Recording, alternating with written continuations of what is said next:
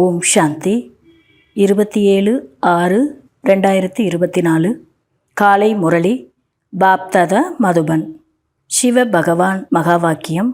இனிமையான குழந்தைகளே, நீங்கள் ஷரீரத்திலிருந்து விடுபட்டு தந்தையிடம் செல்ல வேண்டும். நீங்கள் சரீரத்தை கூடவே எடுத்துச் செல்ல மாட்டீர்கள். எனவே ஷரீரத்தை மறந்து ஆத்மாவை பாருங்கள்.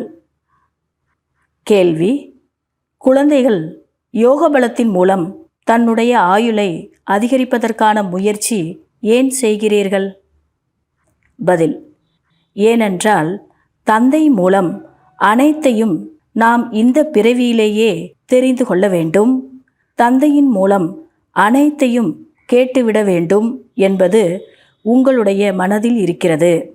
ஆகையால் நீங்கள் யோக பலத்தின் மூலம் ஆயுளை அதிகரிக்க முயற்சி செய்கிறீர்கள். இப்பொழுதுதான் உங்களுக்கு தந்தையிடமிருந்து அன்பு கிடைக்கிறது. இப்படிப்பட்ட அன்பு பிறகு முழு கல்பத்திலும் கிடைக்காது.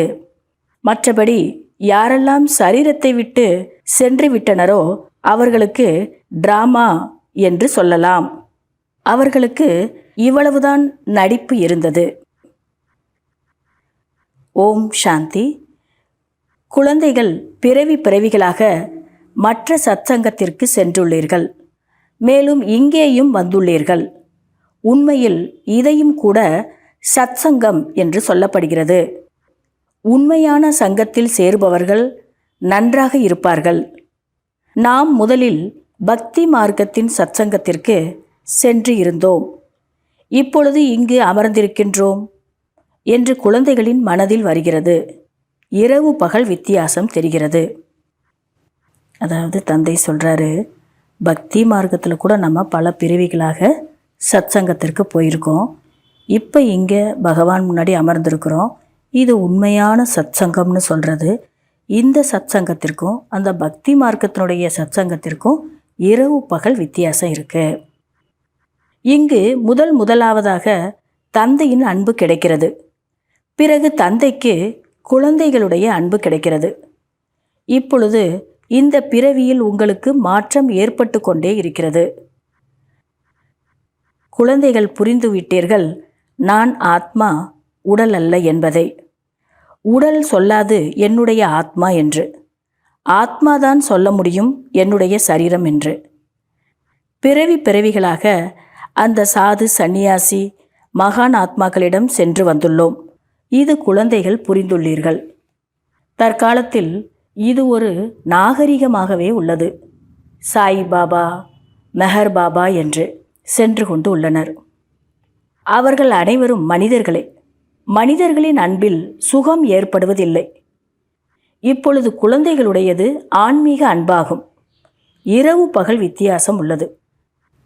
முதல்ல என்ன சொன்னாங்க பாபா அப்படின்னா, பக்தி மார்க்கத்தினுடைய சங்கத்திற்கும் இங்கே உள்ள இது உண்மையான சங்கம், இங்கேக்கும் இரவு பகல் வித்தியாசம் இருக்குது அப்படின்னு தந்தை சொன்னாங்க. இப்போ என்ன சொல்கிறாங்கன்னா, தற்காலத்தில் இந்த சாய் பாபா, மெஹர் பாபா அப்படிலாம் அங்கே மனிதர்கள்கிட்ட போகிறாங்க. அவங்க எல்லாருமே மனிதர்கள் தான்.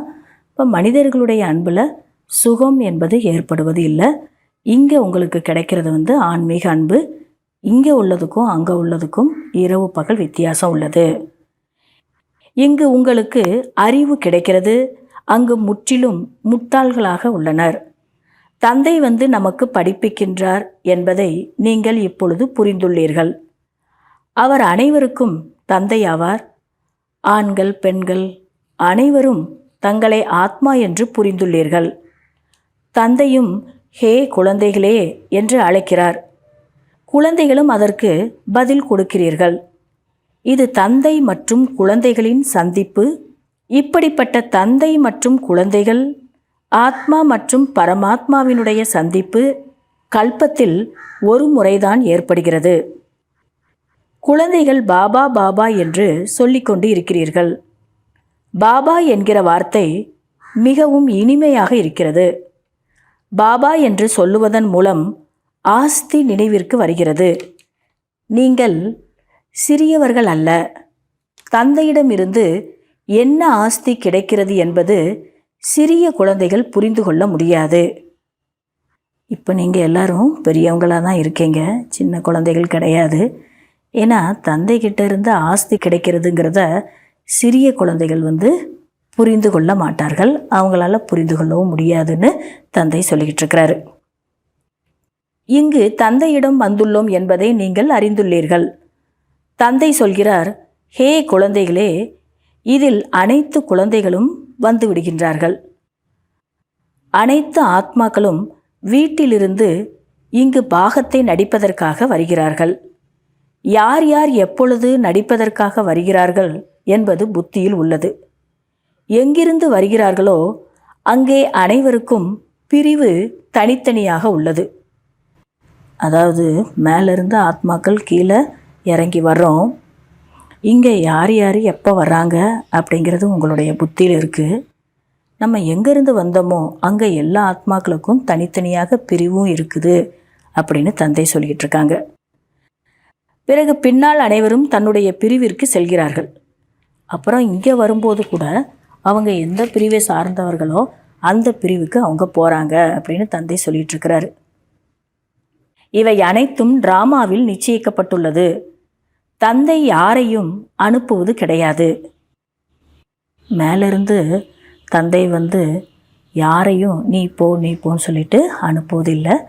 அந்தந்த பிரிவுடைய ஆத்மாக்கள் அந்தந்த பிரிவில் போயிட்டு மேலேயும் அந்த பிரிவில் இருப்பாங்க. கீழே வரும்போதும் அந்தந்த தர்மத்துக்குரிய ஆத்மாக்கள் அந்தந்த தர்மத்தில் போயிட்டு பகுதியை அவங்களுடைய பாகத்தை நடிக்கிறாங்க அப்படின்னு தந்தை சொல்லிட்டு இருக்கிறாரு.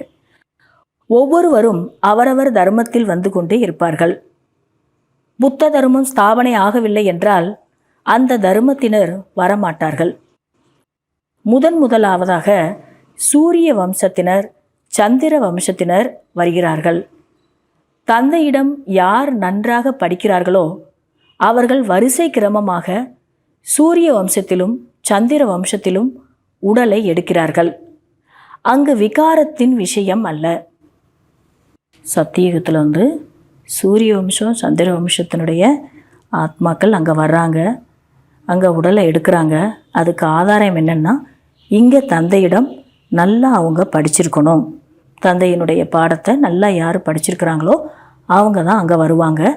மேலும் அங்கே விகாரத்தினுடைய விஷயம் இல்லை அப்படிங்கிறதையும் தந்தை சொல்லிக்கிட்டு இருக்கிறாரு. யோக பலத்தின் மூலம் ஆத்மா கர்ப்பத்தில் பிரவேசம் செய்கிறது. சத்தியுகத்தில் யோக பலத்தின் மூலமாக ஆத்மா கர்ப்பத்தில் பிரவேசம் செய்கிறது. அதன் மூலம் நான் சரீரத்தில் பிரவேசம் ஆகிறேன் என்பதை ஆத்மாவினால் புரிந்து கொள்ள முடியும். வயதானவர்கள் என்னுடைய ஆத்மா சென்று யோக பலத்தின் மூலம் சரீரத்தை எடுக்கிறது என்பதை புரிந்து கொள்வார்கள். என்னிடம் குழந்தை வந்துள்ளது என குழந்தையின் தந்தையும் புரிந்து கொள்வார். குழந்தை வந்து கொண்டுள்ளது என்பதன் காட்சியும் கிடைக்கும். இந்த அனைத்து விஷயங்களும் விசாரம் செய்வதற்காக இருக்கிறது அல்லவா? அவசியம் அங்கும் சட்டம் இருக்கும். தந்தை சொல்லிட்டு இருக்கிறாரு, சத்தியுகத்தில் யோகபலத்தின் மூலமாக தான் எல்லாமே நடக்கும். குழந்தைகள் பிறப்பு கூட யோகபலத்தின் மூலமாகத்தான். அங்கு யாருடைய கர்ப்பத்தில் ஆத்மா போகுது அதுவும் காட்சி கிடைக்கும். அந்த தந்தைக்கும் காட்சி கிடைக்கும், அந்த குழந்தைக்கும் காட்சி கிடைக்கும், தெரிஞ்சிருக்கும் அப்படின்னு தந்தை சொல்லிக்கிட்டு இருக்கிறாரு. எல்லாம் அங்கே சட்டப்படி தான் அமையுது அப்படிங்கிறதையும் சொல்கிறாரு. அங்கு அனைத்தும் சரியாகவே நடக்கிறது. அதை இன்னும் போக போக உணர முடியும். அனைத்தும் தெரிய வரும். எவ்வாறு இங்கு 15-20 வருடத்தில் குழந்தைகளை பெறுகிறார்கள் என்பது போல அங்கு கிடையாது. இங்கு 15-20 வருடத்தில் குழந்தைகளை பெற்றுக்கொள்கிறார்கள் இல்லையா? அதை மாதிரிலாம் அங்கே கிடையாது சத்தியுகத்தில் அப்படின்னு தந்தை சொல்லிகிட்டு இருக்கிறார். அங்கு ஆயுள் 150 வருடமாக இருப்பதால் அங்கு பாதி ஆயுளுக்கு பின் கொஞ்ச காலத்தில் குழந்தை பிறக்கும். ஏனென்றால் அங்கு ஆயுள் அதிகமாக இருக்கிறது. ஒரு ஆண் குழந்தை பிறக்கும், பிறகு பெண் குழந்தை பிறக்கும் என்கிற சட்டமும் இருக்கிறது. முதலில் ஆண் உடலில் ஆத்மாவும் பிறகு பெண் உடலின் ஆத்மாவும் வருகிறது. முதலில் ஆண் குழந்தை வர வேண்டும் என்று புத்தியும் சொல்லுகிறது. முதலில் ஆண் குழந்தை பிறகு பெண் குழந்தை 8-10 வருடம் தாமதமாக பிறக்கும். போக போக உங்களுக்கு அனைத்து காட்சிகளும் கிடைக்கும். வைகுண்டம் இப்பொழுது அருகாமையில் வந்துவிட்டது. முற்றிலும் இப்பொழுது அருகாமையில் வந்து சேர்ந்து விட்டீர்கள். எந்த அளவிற்கு நீங்கள் ஞானம் யோகத்தில் உறுதியாக இருப்பீர்களோ அந்த அளவிற்கு ஒவ்வொரு விஷயமும் உங்களுக்கு அருகாமையில் தெரிய வரும். அநேக தடவை நீங்கள் நடித்து விட்டீர்கள். இப்பொழுது நீங்கள் என்ன புரிந்துள்ளீர்களோ அதைத்தான் உடன் எடுத்து செல்வீர்கள். தந்தை சொல்கிறாரு, வைகுண்டத்தினுடைய விஷயம் இப்போ உங்களுக்கு அருகாமையிலேயே தெரிய வருது. வந்து சேர்ந்துட்டீங்க, அந்த அளவுக்கு அருகாமையில் வந்துட்டீங்க. எந்த அளவுக்கு நீங்கள் ஞான யோகத்தில் உறுதியாக இருப்பீங்களோ அந்த அளவிற்கு ஒவ்வொரு விஷயமும் உங்கள் கண்களுக்கு தெரிய வரும். ஏன்னா நீங்கள் நிறைய தடவை நீங்கள் சொர்க்கத்துக்கு வந்துட்டீங்க, நடித்தும் விட்டீர்கள். இப்போ என்ன நீங்கள் புரிஞ்சுக்கிறீங்களோ இந்த ஞானத்தை, அதை தான் உங்கள் கூட சம்ஸ்காரமாக எடுத்து செல்வீர்கள்னு தந்தை சொல்லிட்டு இருக்கிறாரு. அங்குள்ள பழக்க வழக்கங்கள் என்ன என்பதை அனைத்தையும் தெரிந்து கொள்வீர்கள். இன்னும் போக போக அதெல்லாம் நமக்கு தெரிஞ்சிரும் அப்படின்னு தந்தை சொல்கிறாரு. ஆரம்பத்தில் உங்களுக்கு அனைத்தும் காட்சி கிடைத்தது. அந்த சமயத்தில் அப்பா ஆஸ்தி ஆரம்ப படிப்பை படித்து கொண்டு இருந்தீர்கள். கடைசியிலும் அவசியம் உங்களுக்கு காட்சி கிடைக்க வேண்டும். ஆரம்பத்தில் என்னென்ன காட்சி பார்த்தாங்களோ அது கடைசியிலையும் பார்க்க போகிறாங்க, அது கிடைக்கும் அப்படின்னு தந்தை சொல்லிட்டு இருக்கிறாரு. உங்களுக்கு மிகுந்த போதை வரும். இப்பொழுது நீங்கள் ஈஸ்வரனின் குழந்தை ஆகிறீர்கள். தந்தை கூறுகிறார், ஆத்மாக்கள் என்னுடன் இருந்தீர்கள் என்று. பக்தி மார்க்கத்தில் முக்தி அடைவதற்காக முயற்சி செய்கிறார்கள். ஜீவன் முக்தியை அறியவில்லை. இது மிகவும் அன்பான ஞானம். மிகவும் அன்பு ஏற்படுகிறது. தந்தையினுடைய ஞானத்தை கேட்ட உடனே நமக்கு அன்பு தானாகவே ஏற்படுது அப்படின்னு தந்தை சொல்லிட்டு இருக்கிறாரு. தந்தை தந்தையாகவும் டீச்சராகவும் சத்குருவாகவும் இருக்கிறார். உண்மையிலும் உண்மையான சுப்ரீம் தந்தைதான் 21 பிறவிகளுக்கு நம்மை சுகதாமம் அழைத்து செல்கிறார். இந்த பிரம்மா தந்தைக்கு கூட ஞானம் சுப்ரீம் சோல் தந்தையிடம் இருந்துதான் கிடைக்கிறது. அதாவது இந்த பிரம்மா தந்தைக்கு கூட கிடைச்ச ஞானம் யார்கிட்ட இருந்து கிடைச்சதுன்னா சுப்ரீம் சோல். அவர் நமக்கு அனைவருக்குமே தந்தை. அந்த தந்தை கிட்ட இருந்து தான் எல்லாருக்குமே ஞானம் கிடைக்கிறது. இவர் பிறகு நமக்கு செய்தியை கொடுக்கிறார். நாம் பிறருக்கு, அதாவது மற்றவர்களுக்கு செய்தியை கொடுக்கின்றோம். அனைத்து குழந்தைகளையும் அஞ்ஞான துக்கத்திலிருந்து பாபாவின் அறிமுகம் கொடுத்து எழுப்புகிறீர்கள். பக்தியே அஞ்ஞானம் என்று சொல்லப்படுகிறது. ஞானம் மற்றும் பக்தி வெவ்வேறானது. சிவத்தந்தை கூறுகிறார், என்னை நினைவு செய்யுங்கள், பாவத்தின் சுமை அனைத்தும் இறங்கிவிடும். இதில் உழைப்பு உள்ளது. சரீரத்தின் ஈர்ப்பு இருக்கக்கூடாது. ஆத்ம அபிமானி ஆகுங்கள். நம்முடைய புத்தி சாந்திதாமம் மற்றும் சுகதாமத்தில் மாட்டிக்கொள்ள வேண்டும்.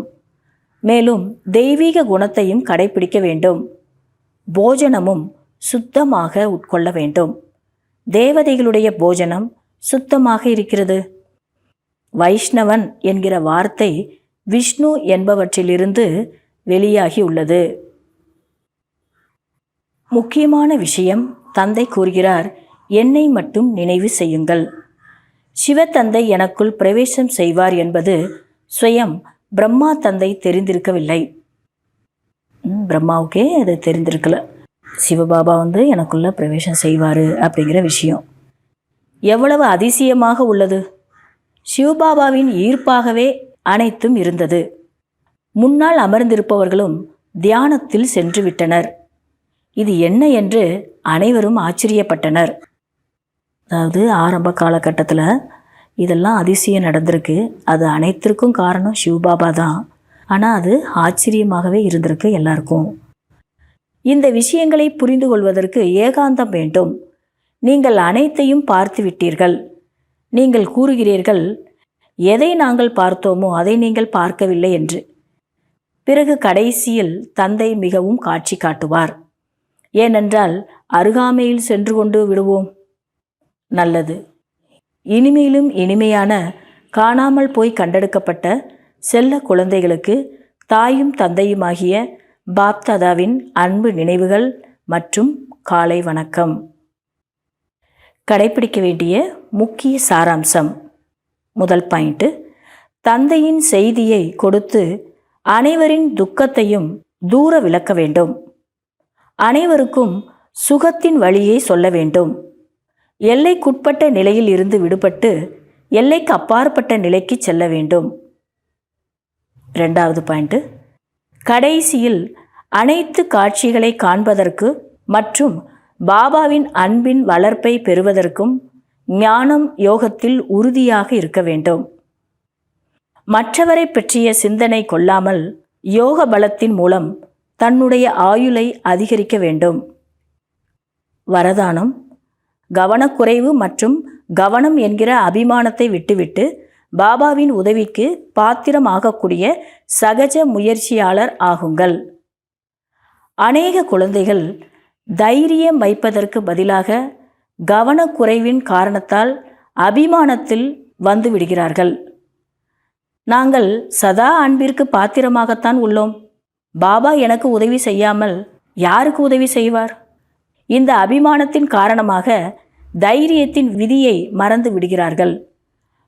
பலர் தன் மீது கவனம் கொடுக்க வேண்டிய அபிமானம் இருப்பதால் உதவி பெறுவதில் இருந்து வஞ்சிக்கப்பட்டு விடுகிறார்கள்.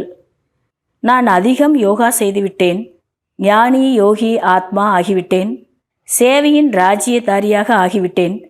இந்த மாதிரியான அபிமானத்தை விட்டுவிட்டு தைரியத்தின் ஆதாரத்தில் உதவிக்கு பாத்திரமாக ஆகுங்கள். அப்பொழுது சகஜ முயற்சியாளர் ஆகிவிடலாம். ஸ்லோகன்: வீணான மற்றும் எதிர்மறையான எண்ணங்களை உலக நன்மைக்கான காரியத்தில் ஈடுபடுத்தக்கூடிய எண்ணங்களாக மாற்றிவிடுங்கள். இன்றைய அவ்யக்த சமிக்கை: சதா உள்ளத்தில் பாபாதான் அடங்கியுள்ளார். எனவே தீவிர முயற்சியில் சென்று கொண்டு உள்ளீர்கள். கர்மயோகி ஆத்மாவாக இருக்கிறீர்கள். கர்மம் மற்றும் யோகா இணைந்தே இருக்கிறது. எப்பொழுதும் சமநிலை வைத்து பாபாவின் ஆசீர்வாதத்தை பெறக்கூடிய மற்றும் எப்பொழுதும் ஆனந்தம் நிறைந்த வாழ்க்கையை வாழக்கூடிய சிரேஷ்ட ஆத்மாக்களாக இருக்கிறீர்கள்.